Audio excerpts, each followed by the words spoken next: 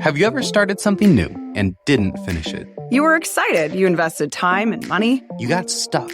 I'm Teresa Merrick. And I'm David B. And this is the podcast with two ADHD entrepreneurs, and we've been there. And worked with hundreds of people in the exact same place. The IDKWTF I Was Doing podcast will take you away from feelings of frustration and overwhelm. And lead you to the clarity you need to take action and get shit done. Listen today because it's important to admit that no one really knows what the fuck they're doing. All right. Welcome back, action takers. We have been talking with Stacie Duffy and learning all about buying houses, selling houses, what it takes to be a homeowner, how to shop for a real estate agent. And there are tons of gold nuggets. So if you haven't listened so far, jump back, listen to the whole thing with Stacie. And we are so excited to have you here, Stacie. Thank you. It's so much fun. I love it.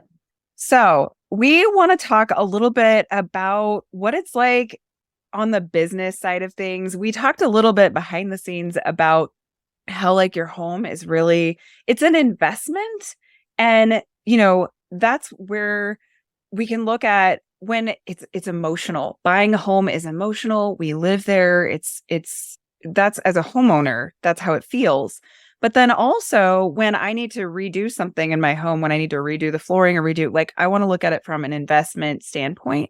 And it sounds like it's almost like having, it's like having a business of your own. And I think homeowners we don't think of ourselves as like business owners when it comes to our homes, but in so many ways we are. And I don't know if you can speak to how that kind of parallels and. Yeah, absolutely. So because it depends on the personality type, right? But so many people, they don't think about when you're shopping for a home, you're shopping to relieve pain or to accomplish a goal or a dream. Okay. So you're really shopping to improve your quality of life. And especially very type A, technical, logical minded people, they think about it as a transaction. Am I making a good purchase? Is this a good long-term investment? Am I going to get my money out of this? And what I have to do is I try to balance those questions with them and saying, okay, you called me and said you need an extra bedroom because you're having a set of twins. Okay, then yes, the investment piece is a major question, but you're also looking to accomplish a goal and to relieve some pain, to improve your quality of life.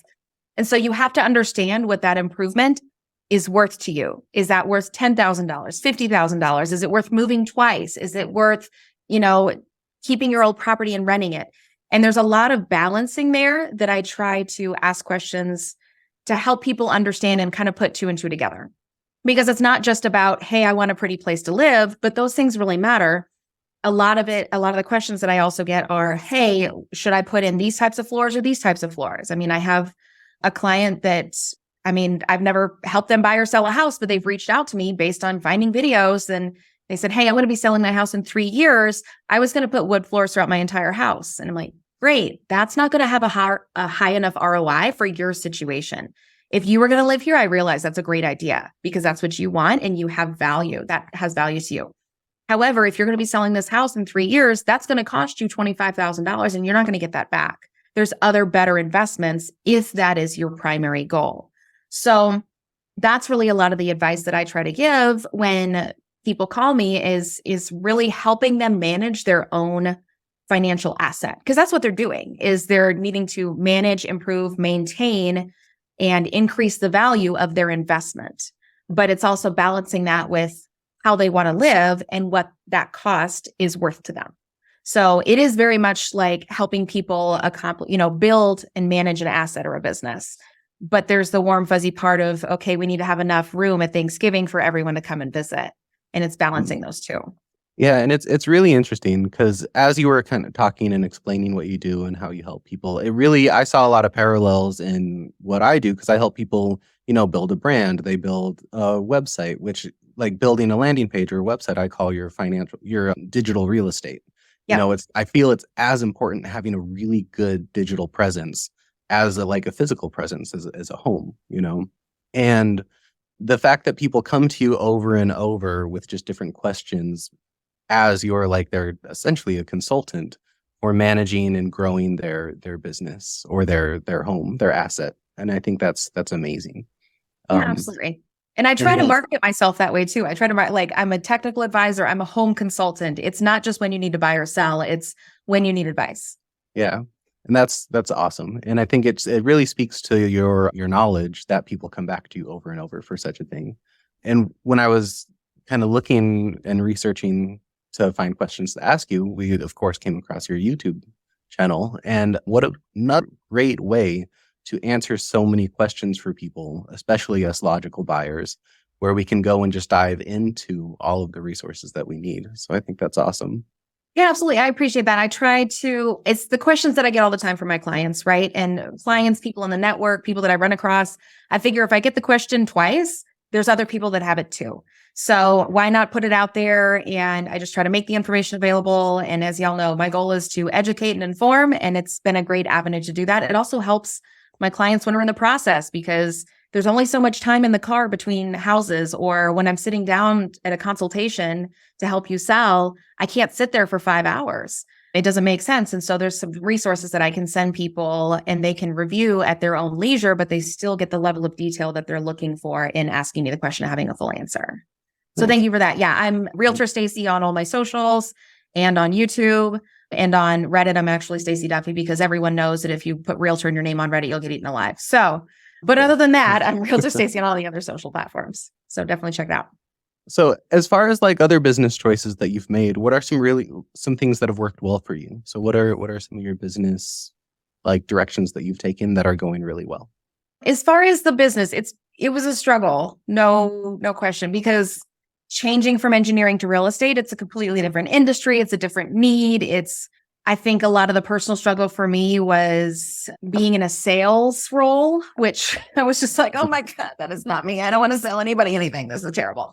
So understanding that it's not a sales role, it's an advisory role, it's a consultant role, it's a resource role. And so structuring my business around that. Also structuring my business to just be around people, because that's really what it's about, is to build relationships with people. So, getting into Meetup when I first moved here and joining the groups. And I don't do business networking groups because I don't like the obligation to refer people I don't know and that I don't trust.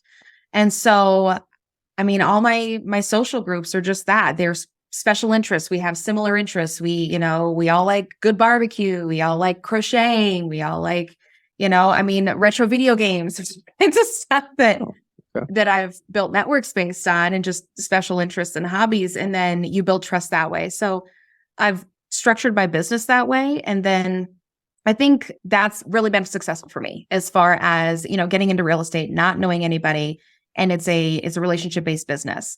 I am not the hard sell type. That's just not my style. And so, because and the people that resonate with that are probably not a good client for me, because they have a different level of expectation from their agent, right? So really building my business around those types of aspects. And there's definitely been some challenges along the way, but it's obviously done really well for me so far. Are there any specific meetup groups that have done particularly well for you, or have you started your own or anything? Yeah. So Nerdy 30s is my jam. Everyone knows that. Teresa knows that. The best meetup group ever. I know. And I joined that when I first moved here. I was 27, so they let me in a little early. I got away with it, and there's some flex there on the age, but because I was 27, didn't know anybody, and got my license. And so, but that's really the type of personality that resonated with me. They're, tend to be higher education, a little bit more kind of retro, or, I guess introspective. I don't know the right word for it, but, self-reflective and self-aware, and they have a higher level of expectation for people to know what they're doing. And so there's also a barrier to trust. Like, it takes a while to build trust, but once you have it, it's very loyal. And when you like a lot of the same things, that builds trust too. So Nerdy 30s has been awesome. And that's an amazing group that I've been in since we moved here. I had the Texpats meetup for a while, because meetups tend to go through a life cycle. They tend, somebody gets motivated and starts it, a bunch of people join. The more people join, it becomes a lot more to manage. Somebody has a life change and steps back, and then somebody else kind of fills the role and keeps going. And so I filled that role for a period of time for that group. And those were Texas transplants, because that's where I moved from. And so the thing I liked is we all like good food. So, we all go out to the new Mexican place in town, or, we find a good barbecue joint. We're all on it. I started a retro video game meetup because that was something that I saw kind of a need. I mean, it was a big hobby of my husband's. I was into it as well, but just not as much. And I thought, hey, that's something we can do together, right? Because I'm going to go meet people, then he can come with me. Going to like 7-Up or what is it? Well, 1-Up, I would rather. rent. Yeah, I mean, I would rent library spaces or like reserve library spaces. And I have, like an old SNES and a Sega and like all the older, what I call retro systems, like between Atari and up to N64, right? Because I don't know, depending on age, there were people that show up and be like, oh, I had an Xbox. And I'm like, oh no, that's too fancy. We're old school. I'm too old now. No, you need a Sega or original Nintendo. Yes. And so Super Nintendo, N64, Sega. I did have Dreamcast set up. That was pretty cool for the niche people that were Dreamcast people. I was Team Sega for sure. Yeah. It's a better platform. It just had bad marketing. And my husband is totally with you on that. Oh, is he good? I am much more N64 and classic Nintendo, but everybody had that one system growing up and is very nostalgic and you want to do that. But okay, you play by yourself in your house, or maybe you don't have your system anymore or something. So I started one of those and we would come play together and people could bring games. We'd have Tetris tournaments and Super Smash Brothers tournaments and all kinds of stuff like that. So, I mean, just fun things like that. Yeah.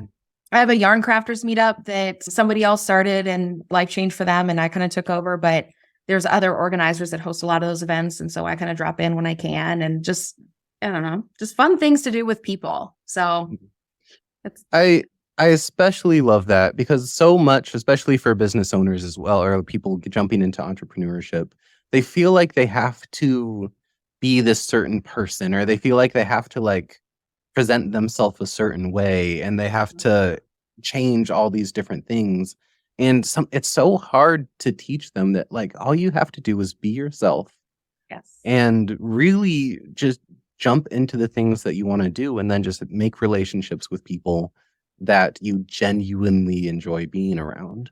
Yeah. It's so hard to teach like to do that because they're like, well, what group should I join? It's like, what groups do you want to join? They're like, well, where are my people? Like, yes. I can't tell you that, right? There is no magic formula. You just have to do the things that you enjoy. So yeah. What was the game? Nerdy 30s, and then retro games is so perfect. I was like, David will resonate with the retro.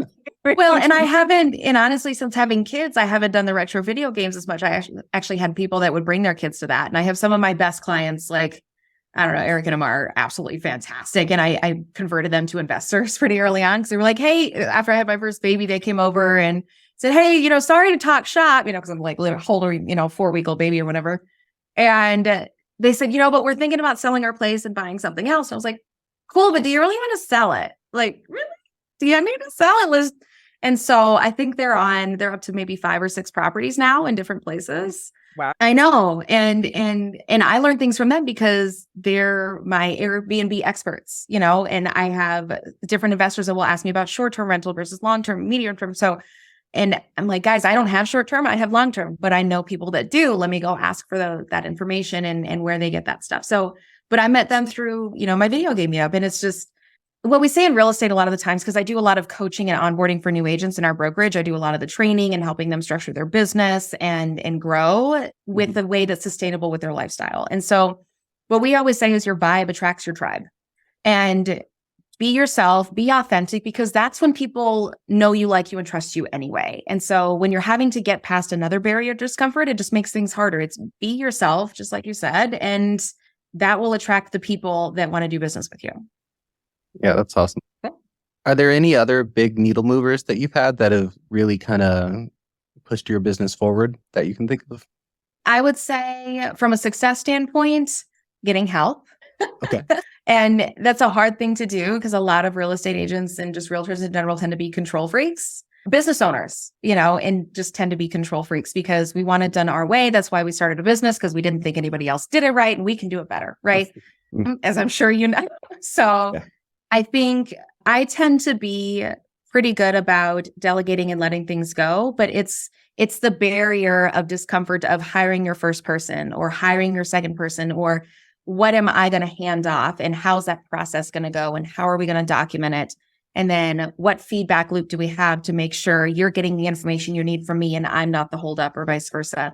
So that's been more of a scaling and efficiency piece that I've been developing the last couple of years. And as I do that for myself, I help the brokerage with it as well. So, and but that's fun for me because it's something new. It's something different. It's more, engineering and efficiency based. And that's kind of how my brain is wired. And so I do that with my clients as well, is, okay, how can we do this in the most efficient way possible? Not for me, but for them, because it's emotionally draining buying and selling a house. And so what we say is there's only so much emotional collateral, and every house you show or every showing that a seller has takes money out of that bank account.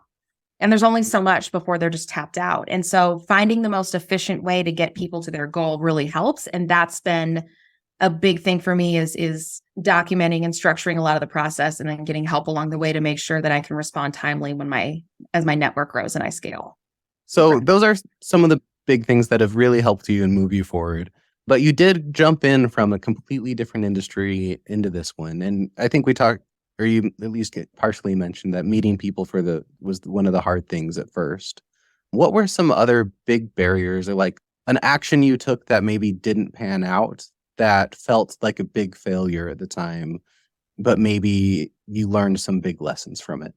Yeah, absolutely. And so I tend not to focus a lot on the mistakes and failures, right? So that's really a struggle for me to sit back and look, because in the moment, yeah, you feel defeated and you're like, oh my God, that was a terrible idea. Why did I do this? This was dumb. This is going to, it ruins my life, right? Like you just go down this rabbit hole of bad things. And so getting into the business, I would say a lot of my struggle was the confidence in the industry, because I came from a different industry and I didn't have, especially with sellers, to be honest, I really struggled with that at first, because I thought I had just sold my home at 27, my first house at 27. And so I knew what I wanted to do differently from the person that helped me, like the gaps that I saw, I knew how to fill those, but there was so much that I didn't have the experience or the context for. And so really just the confidence in the industry, but then, having good coaches and good mentors and things like that, helping you realize, you have a real estate license and other people don't. So you already know more than a lot of people do. Don't feel like you don't know enough to help people.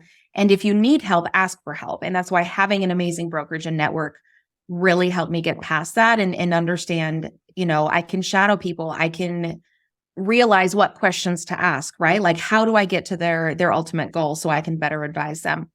So that was really helpful for me in the confidence boost, to give me that level of confidence in a new industry, and especially something where a consumer is essentially paying me a lot of money directly to do a service for them. I need to feel confident that I can perform that for them. And then, I don't know, as far as like the homeowner struggles, I think, and because I felt this myself as well in buying my first house, and, everyone's worried about like buying a money pit. Oh, I don't want to make the wrong choice and buy a bad house. And I mean, it was less scary for me until you realize, well, then the neighbor says that they moved the house when they built the airport. And then somebody else says that they added on to it. And then, I don't know. And then the pool needs to be resurfaced. And then there's this money coming in and you just question yourself, did I make the right call? But when you take those a bite at a time. So you make the repair. Okay, maybe you learn not to go on this online website for contractors because, you realize they just pay to be at the top of the list and they're actually terrible. Oh, yeah, we're in that one. Okay, well, moving on. Okay. Let's ask for some references. Let's find a good realtor that we can ask for those resources, right? But realizing in the big picture in the end, it's still a net positive. It's still, okay, had I not made the choice to buy the house at 23, I wouldn't have had the money to buy the house I wanted to at 28. And there's no way I could have afforded moving to a much more expensive state and now buying an even bigger home. And so, buying that first home in Colorado, husband wanted one thing, I wanted something else. And then we compromise and get something that I'm like, and now you have the fear of missing out. Like, man, I should have bought that other house when it was $500K and now it's $900K. Yeah. But you do the best you can with what you have at the time. And that's a lot of what I tell my clients, and that how I feel and how I get past those struggles is you don't have to know everything. If you knew everything, then you wouldn't be where you're at, right? Mm-hmm. If everybody else knew everything, they would have $1 million homes and you would be the one missing out, but they don't either. So Mhm. You make the best decision with the capability and within the advice and within the limitations that you have. And that's why when people are like, oh, my past real estate agent, they were terrible. And had I known that, I wouldn't have bought this house and it was terrible. I was like, cool. But you did the best you had with what you could at the time. And so don't feel Absolutely. bad about that. As long as it's still a net positive where you learned something, then you learned that it's not buying a house that's bad. It's that maybe you didn't have the right advice, or maybe there were questions that you didn't know to ask that now you know. So I don't know, for the business struggles, there's definitely been some stuff there, getting through each of it and just realizing, okay, is this going to be a net positive when I'm done with it and I learned something? That's really the takeaway. I know it's probably not as specific as you'd like. But Is there any like struggle that you thought of just then, that like any business struggle that like popped into your mind?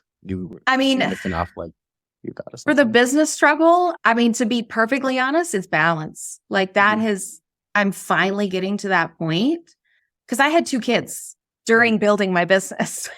Yeah. And especially for women, because, the majority of real estate agents are women. And a lot of times it's after they took a break and had kids and they get back into the industry, or it's their second or third career or something. And there's always this kind of questionable, knowledgeable barrier that, well, do they really know what they're doing? Are they just doing this on the side? But building my business for a couple of years, having kids, adjusting to being mom and balancing that aspect, I really struggled with is how do I be a good mom and still be an amazing real estate agent? Because building my business is a lot of personal value to me. How I can add value to other people is how I perceive my value.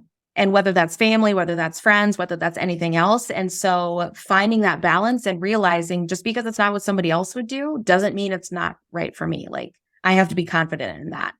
And getting help is what made a difference in that. I have help watching my kids, both from family and paid help. I have help at the office that's personal assistant. I have a transaction coordinator that's shared with other people, and taking off those bits and pieces. And then that way I can add the value that only I can add to my clients and to my business, as well as to my family.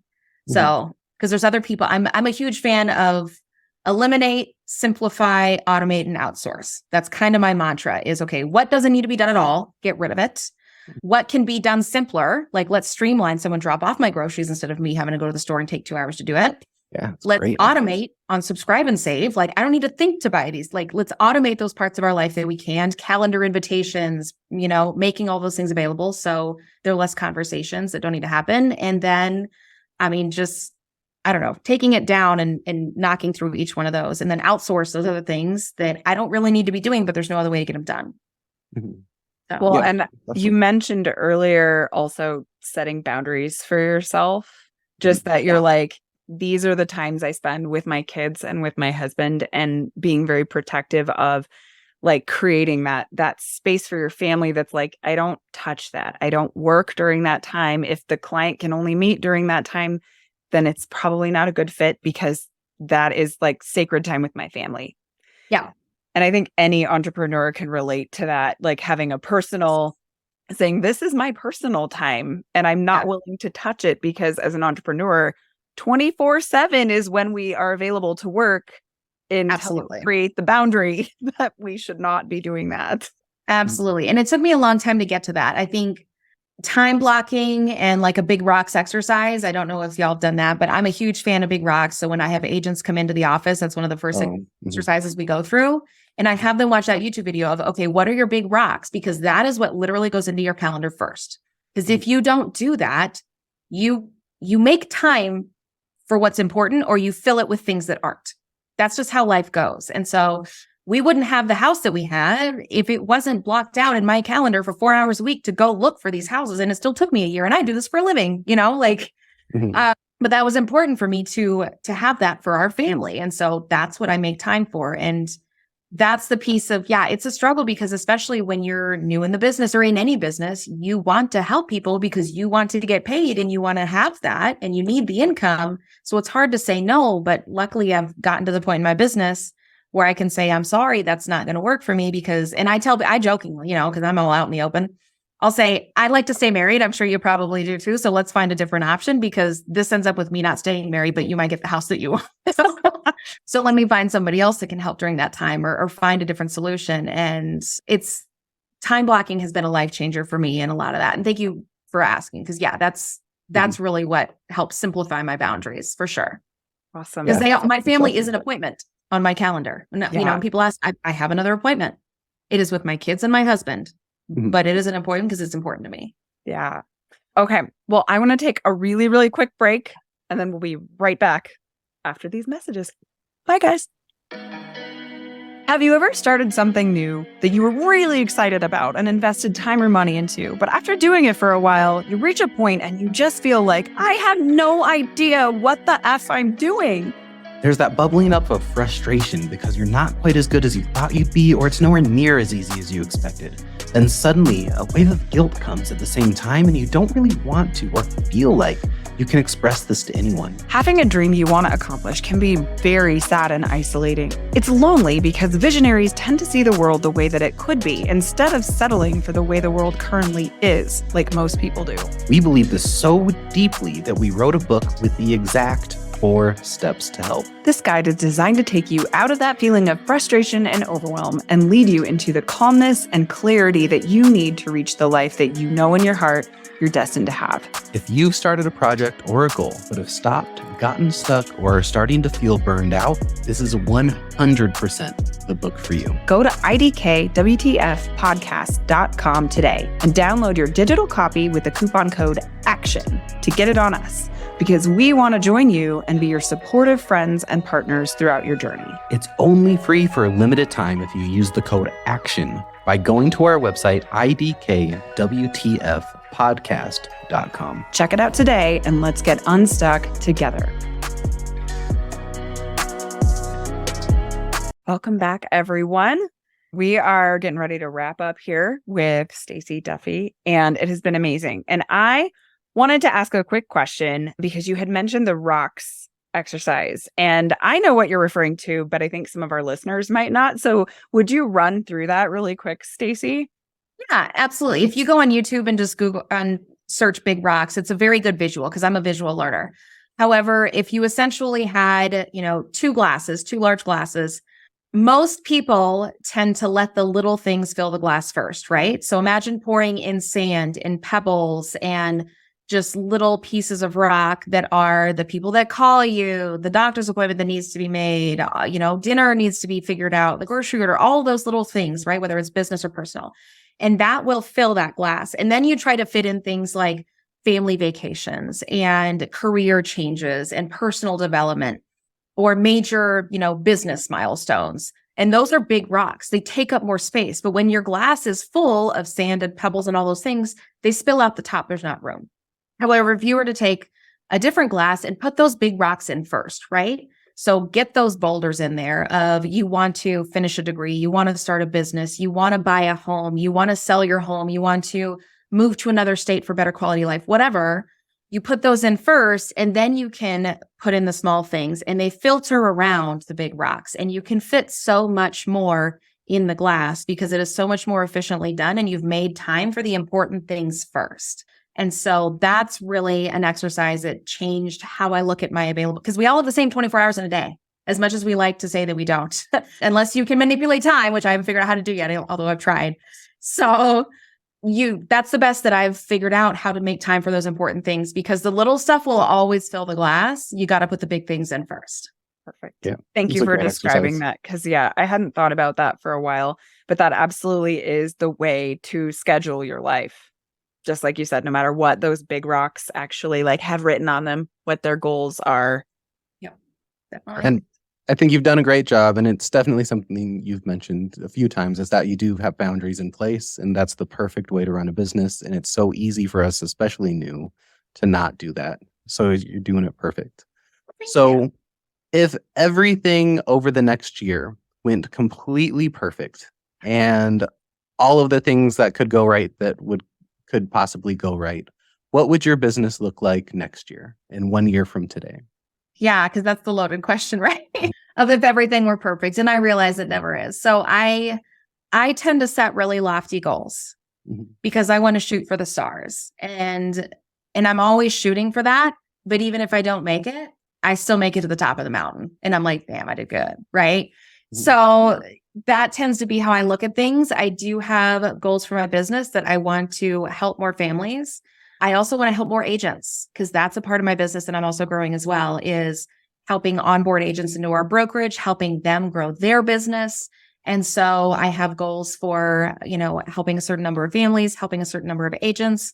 As far as staff and support, I want to document more of my processes because I know that those things change over time and I want to be prepared for that as much as I can. So now that I have a pretty well-oiled machine, I want to write down and make a manual, right? So I've got a pretty good start to that. I want to make sure we're not missing any bits and pieces because those are the things that fall through the cracks when things change. So that and more time with the family. Like I've got those boundaries, but I'm at the point in my business where I want to make sure that that's a priority. My kids are 2 and 4. This is like those years that everyone's like, it will be gone so fast. And I'm like, yes, it doesn't feel like that when they're screaming about the wrong flavor muffin, but I know it's going to happen. Okay. So trying to make sure I'm taking the opportunities that I can attend those activities, that I can structure my business to work within my lifestyle as my kids get involved in more things, and that my business is now PTA or my kids' activities. And so I can get a 2-for-1 and it's a really good use of my time. That and my husband and I, we're planning to take just weekend getaways now that our kids are a little bit older and somebody else can keep them alive for a couple of days. So that's really important to us as well, as having that quality time together. And we just closed on our second rental in December. So I told my hubby I'd wait a couple of years before we buy another one. So we'll see. So I don't think that's in the next year. I think that's a little too soon, but it's out there. I got plans and that would be a best case scenario for me. And I'd be happy if, I would love to achieve that. I'm shooting for a little bit more and we'll see where we end up. Yeah, that's awesome. I love it. Well, and then I would just ask what is a way, if there was something going on in your business right now that you see that could support that? Is there a way that David or I can help support you? We want to be here for you too, because we see you here for other people. And this is how we want to show up for our community. And so, if we could wave our little magic wand and make things happen for you, what would be the best way we could support you? No, absolutely. I greatly appreciate the opportunity to be on the podcast and be a resource for people because that's what I like to do. That's another way to get my message out, right? I do it through YouTube. I do it through social. So providing that as another opportunity has been awesome. I greatly appreciate that. I think if there were any listeners that had questions that wanted to interview me to help them buy or sell or even just be a resource, because that's really all I want to be, right? And we've talked about that. That's my goal, is to be that resource. Then please feel free to check out my YouTube channel. I have a ton of information, and then I don't have to be creepy and send you marketing things. You can just get what you want and then move on your way. That's cool too. But certainly if you're looking to buy or sell, or anyone that is, I have an amazing network of agents, and all of that information is on my website. You can reach out to me directly. It's on the bottom of my YouTube videos. So reach out if there's anything I can do to help, even if it's not local. I have an amazing network of agents because I want to make sure people have good help no matter where they're going. All right. Well, we have loved having you. We will have all of Stacie's information in our show notes. So check them out, click her links, follow her YouTube because it is full of information. I learn things all the time that I had no idea were even a thing. As a homeowner, it's so helpful. So thank you so much, Stacie. It's been absolutely wonderful. Thank you for letting us be your first podcast interviewers here, being our interviewee. And you did great. You did wonderful. Well, thank you. I appreciate it. And it was certainly a pleasure. And action takers, thank you guys so much for listening once again to another episode, because again, Teresa and I are your supportive friends and teammates and partners while you're going through your journey. And we just love bringing you other people in our network, in our community, who we know that can be of value to you as well. And Stacie, you absolutely qualify for that. So action takers, go to the links in the bio and check out her YouTube channel specifically. It's a wealth of information. You've got almost 300 videos there that are well shot, and they're great. Thank you. And thanks again, everyone. We will see you on our next episode. Bye, guys. Thank you for listening. This has been the conclusion of our 2-part series. And hey, congrats for making it here. If you didn't happen to catch part 1, just go back to the previous episode to get the full story. It was a really good one. If you enjoyed today's conversation, please consider liking, subscribing, and or reviewing us on wherever you listen to your podcasts. Also, if there's someone you know who clearly doesn't know what the fuck they're doing and would benefit from this topic, please hit that share button and send them this episode. Let's normalize the feeling of uncertainty. Asking for help and admitting that we don't know What the fuck we're doing either.